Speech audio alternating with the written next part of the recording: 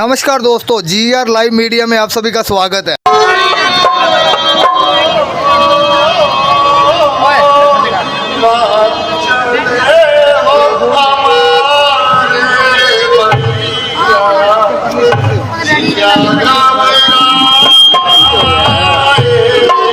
सुनो सुनो रे, सुनो सुनो रे लक्ष्मण भैया, बात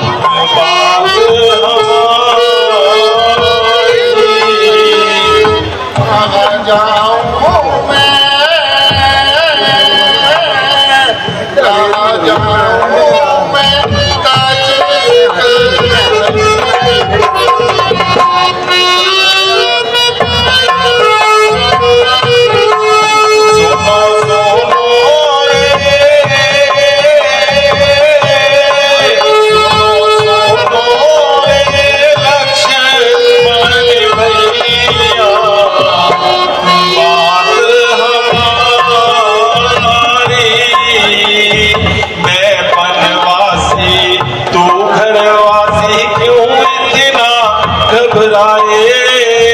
मैं बनवासी तू घरवासी क्यों इतना घबराए।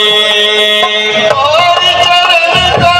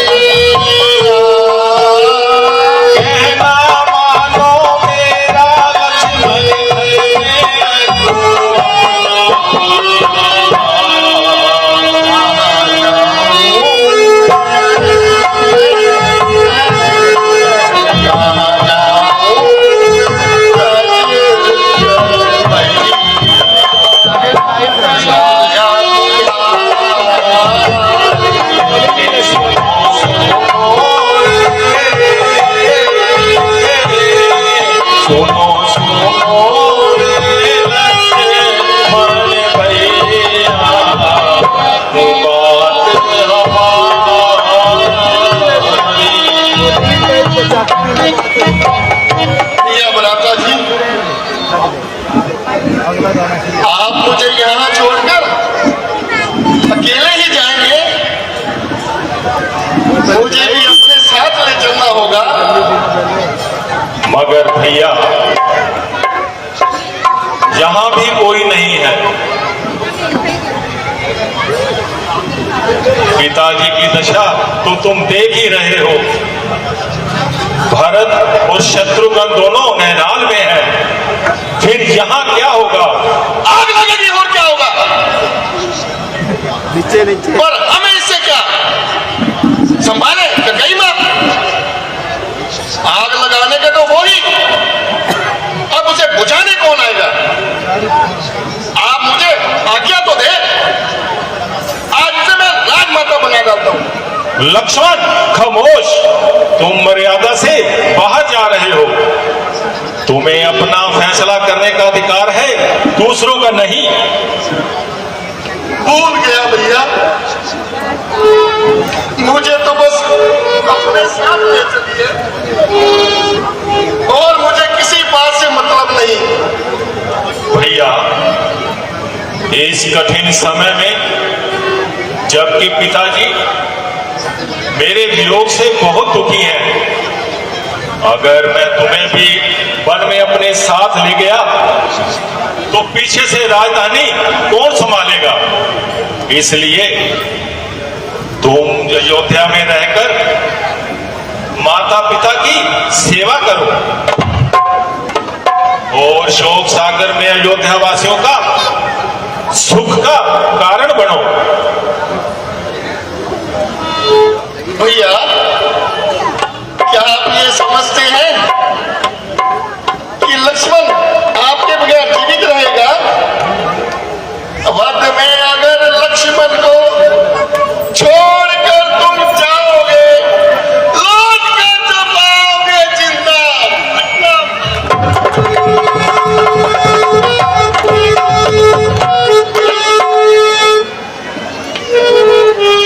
तू सीना करो सिर ताज धरो, तू सागर में नाच जाके लेना,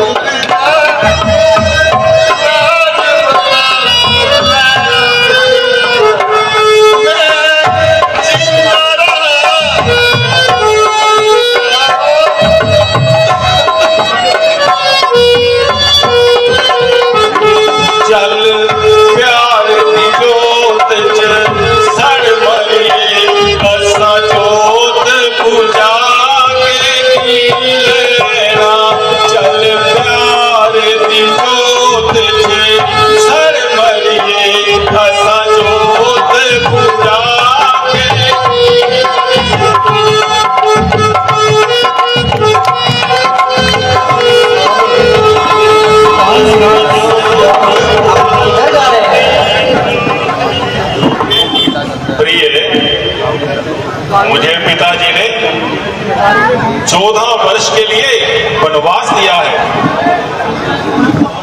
मानो ऋषियों और मुनियों की सेवा का अवकाश दिया है। मुझे आपके रास्ते में किसी प्रकार की रुकावट डालने का अधिकार नहीं है, परंतु हाथ जोड़कर विनय करती हूँ, मुझे अपने साथ ले चलिए।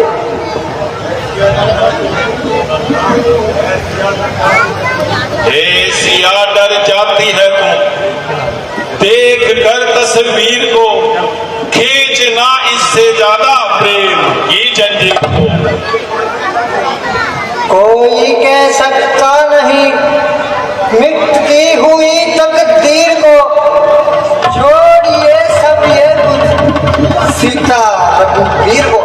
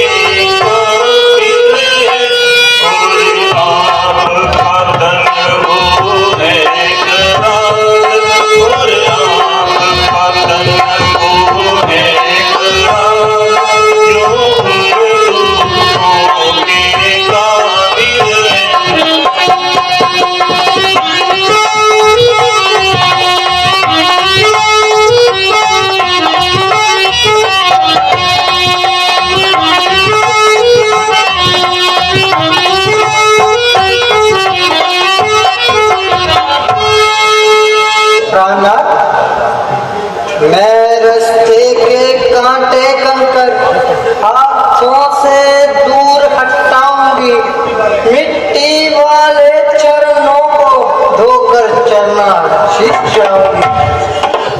शुद्ध भोजपत्र के पत्तों का गर्मी में पंखा हिलाऊंगी, मैं जनक नंदिनी सीता हूँ, सावित्री बन दिखलाऊंगी। अच्छा प्रिय, अब मुझे यकीन हो गया कि तू अपने जिद से नहीं टलोगे और जरूर मेरे साथ चलोगे।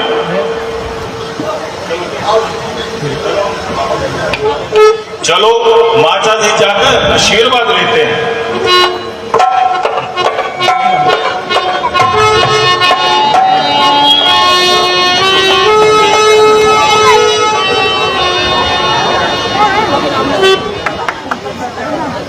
मर्यादा पुरुषोत्तम, मेरा प्रणाम स्वीकार कीजिए और आइए, कृपया नगर में चलिए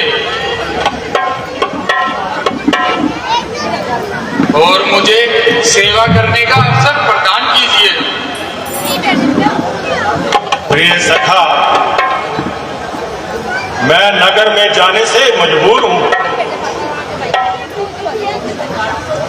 प्रभु, इसका कारण तो बताइए। मित्र, माता कैकेयी ने उसने 2 वरदान लिए थे। एक भरत को अयोध्या का राज और दूसरा 14 वर्ष के लिए मुझको वनवास मिला है। निखाद राज, आज हम यहीं पर विश्राम करेंगे। अहो भाग्य,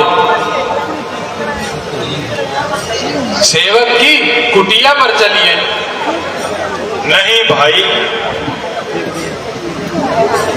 मुझे 14 वर्ष नगर में जाने की आज्ञा बिल्कुल नहीं है।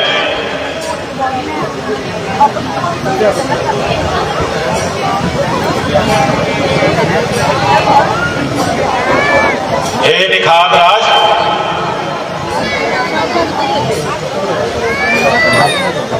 हमारी कुछ मदद कीजिए और सामने वो केवट को बुला करके हमें पार उतार दीजिए। भ्राता केवट, भ्राता केवट, भ्राता केवट, जल्दी आओ।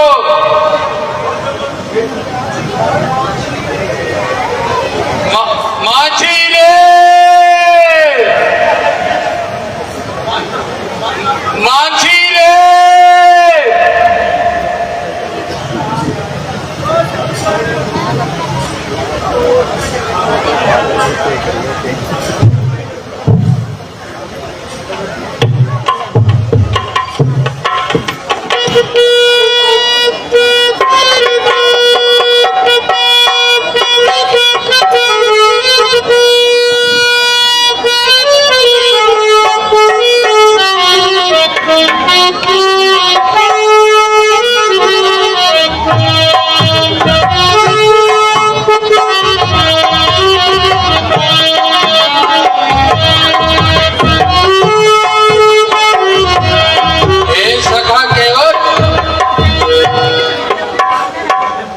श्री राम जी, लक्ष्मण जी और माता सीता को और गंगा जी पार कराइए।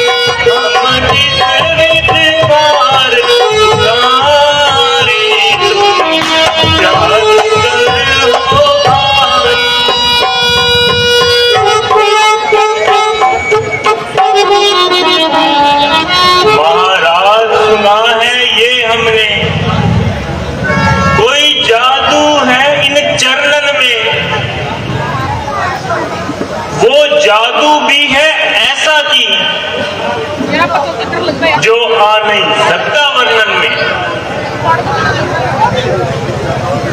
जिन चरणों को छू करके पत्थर को नार बनाया है,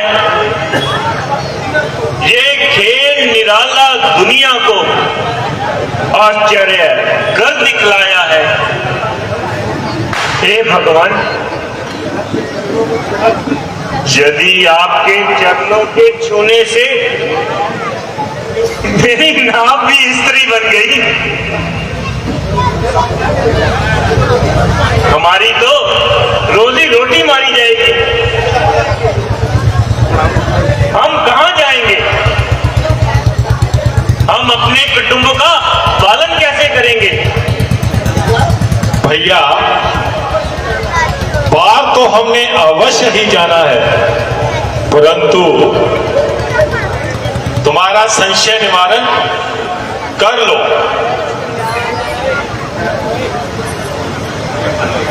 क्या?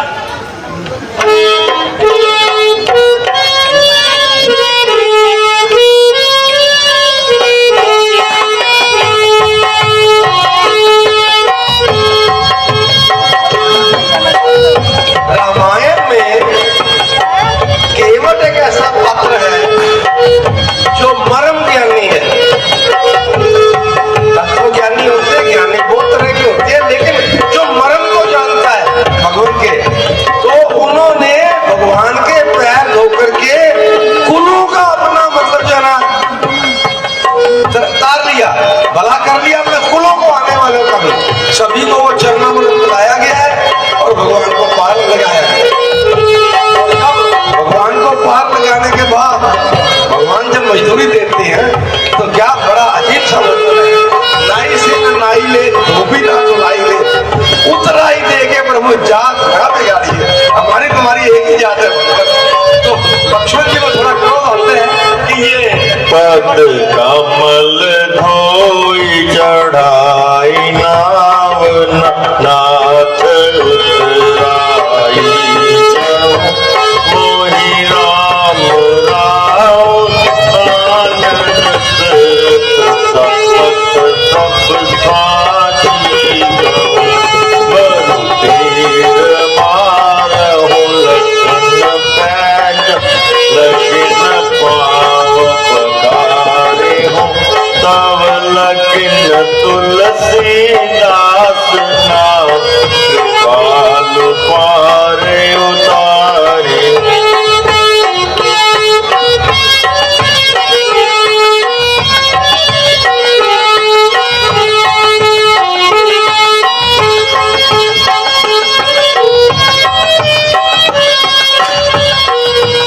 अभी जैसे आपको बताया गया था, इसके अंदर एक छोटा सा क्षेपक और आता है कि किसी समय केवट जो है कछुआ था, तो प्रभु क्षीर सागर में थे, तो उनके चरण छूने के लिए कछुआ जा रहा है। तो क्या है कि चरणों की तरफ माता सीता बैठी हैं और सिर के ऊपर शेषनाग जी फन लेके बैठे हैं। अगर सिर की तरफ जाता है तो फन से वो डरा के भगा देते हैं, और अगर चरणों की तरफ जाता है तो माता से भगा देती है। तो इस सीन के अंदर भी आपने सुना है कि अभी लक्ष्मण, अब तुम मेरा क्या कर लोगे? अब मैं आपके पांव धो रहा हूं, प्रभु के पांव धो रहा हूं, सीता जी भी खड़ी है और लक्ष्मण जी भी है, लेकिन अब मुझे रोकने वाला कोई नहीं। अब तो मैं पूरी तरह बड़े प्रेम से, और एक बार नहीं कई कई बार धोया। इसके अंदर ये भी आता है कि राम जी का एक चरण धोया, अब दूसरा धो रहा है, तो पहला पैर जमीन पे रख दिया, तो वो फिर मिट्टी लग गई। क्या प्रभु ये तो काम नहीं, मेरे को तो जब तक मिट्टी लगी है चरणों पे तब तक मैं नाव पे नहीं बिठाऊंगा। तो राम जी कहते भाई एक पैर तो धो लिया, अब दूसरा कैसे करें? तो कहते हैं जी प्रभु मेरे सिर पे हाथ रख दो, मेरे सिर पे हाथ रख लो, आप गिरोगे नहीं और मैं दोनों चरण धो लूंगा। तो ऐसी मतलब जो बोलते हैं कि प्रभु मैं आपका मर्म जानता हूं, तो ये उनको मर्म कैवट को पता था कि मैं इस तरह से प्रभु से चरणामृत भी लूंगा, अपने परिवार को 7 पीढ़ियों में पार लगा लूंगा। तो अब चरण भी दे दिया है, इसके बाद आगे की लीला आप देखें।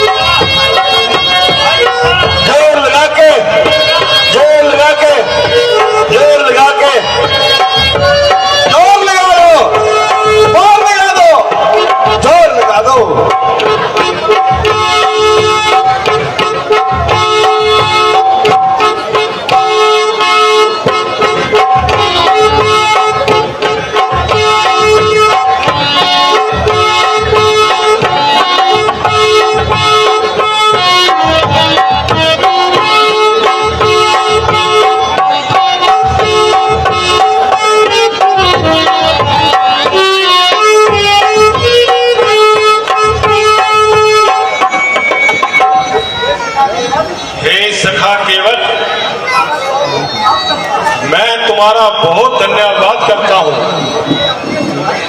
और ये अपनी उतराई ले। महाराज, आपके चरणों का चरणामृत पीकर हमारे सारे परिवार के पाप नष्ट हो गए। इससे ज्यादा और मजदूरी मुझे क्या चाहिए? हे भगवान,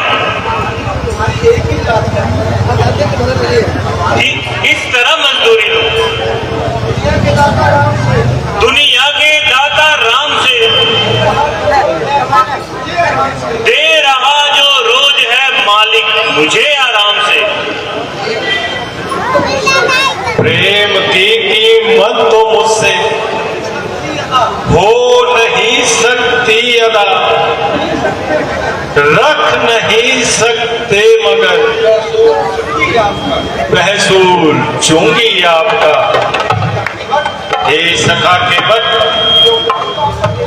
ये उतराई तो आपको लेनी ही पड़ेगी। प्रभु, आज मैंने क्या नहीं पाया? जात पात हमारी और तुम्हारी ना नयारी नाथ, केवट कर्म को निश्चय कर विचारिए। तुम तो उतारो भव सागर परमार्थ जान, मैं सरिता उतार पार कुटुंब दिन गुजारिए। नाई सोना नाई लेत, धो बिना धुलाई लेत, देखे उतराई मोकु जात से ना निकारिए। यही आशनाई जान पार में लंघाए दिनों, आऊं जब तुम्हारे घाट पार मोहे भी उतारिए। महाराज, एक जैसे रोजगार वाले आपस में काम की मजदूरी नहीं लेते।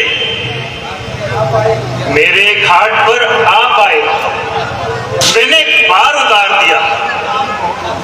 जब मैं आपके घाट आऊं तो प्रभु आप मुझे पार लगा देना।